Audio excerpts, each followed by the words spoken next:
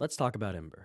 When you first get out of the tutorial, the first map you play on is this small, unassuming home. But the game makes it very clear, very quickly, there's more under the hood.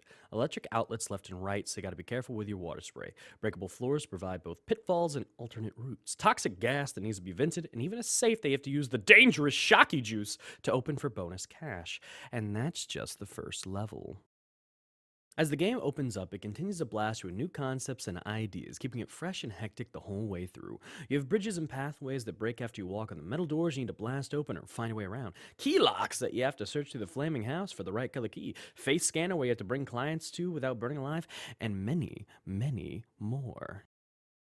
The easy list of hazards in this game would be just saying everything is and can be a hazard. But let me give it a go. We got the constant burning building with the fire only growing in strength as you move around. You have the heat, which slows your character, toxic clouds that you have to vent out or risk dying, electric floors, walls, and ceilings, many of which you made by mistake, cameras that will trigger flamethrowers and explosive barrel turrets, and yes, explosive barrels, because what game is complete without explosive barrels?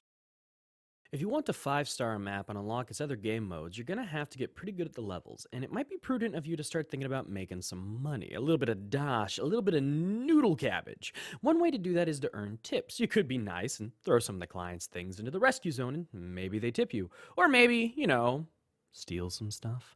This is one of those things that adds a whole new layer of depth to the game. While running around saving people, fighting the fire, and trying not to die, you can pick up things, huck them in your truck, and make a little bit of dosh. The game has fun with this idea, making valuable things large and hard to get out, highly flammable or explosive, easy to break, and oh yeah, you remember those exploding barrels? Yeah, you want those.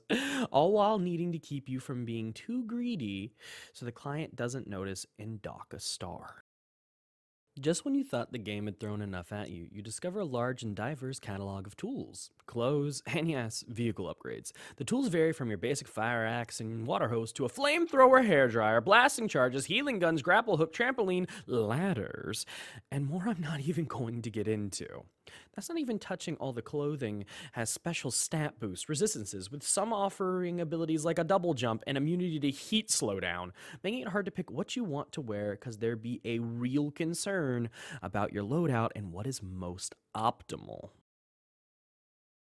As I said earlier, once you 5-star a map, you unlock new game modes on said map. Now, normally in games, I find this boring and repetitive and just a way to squeeze more hours out of something you already made. But here in Embr, there's a real reason to do it, and it flips the gameplay dramatically. You have Embr Eats, where you have to drive through the flames to deliver food to hungry clients. A salvage mode, where you gotta throw everything out of the house before it burns the fuck down. A scavenger hunt mode, where you have to find the one golden, glowy, juicy big boy item before it burns to ash.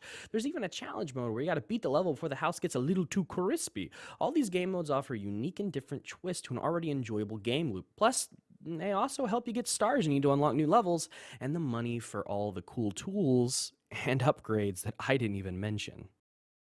In its current state, the game has 2 contracts, longer missions with 3 stages for you to complete. You have a box delivery contract where you are tasked to deliver packages quickly to clients while also destroying old boxes and burning trash cardboard. This contract keeps things hectic by placing a time limit on you. It also forces you to start fires which you then have to manage or the building will burn and you'll kill all the clients and you will fail because you're bad at life. The second contract is for gas removal.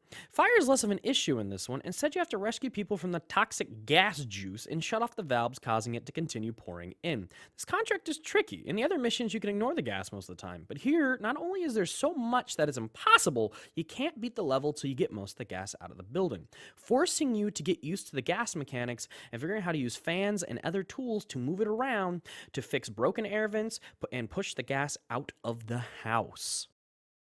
To put this bluntly, I haven't even touched everything. I didn't talk about the crazy upgrades to your tools.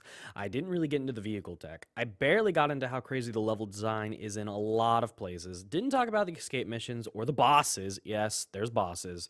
And wow, did I not explain just how kooky crazy things can get. Oh, and did I mention as multiplayer? Because yeah, that's a thing too. This game is one of the few times I really have nothing bad to say. It's fun, a lot of fun, and it keeps it fresh and hectic. It stays fun. I'm giving Embr a 9 out of 10, and the only reason it's not getting a 10 out of 10 from me is because it's still in early access, and I bet there's going to be a whole bunch more, and I'm going to have to give it that 10 out of 10 soon enough anyways. Give Embr a shot. It's worth your time, and it is definitely worth your cash. Take it easy, everybody.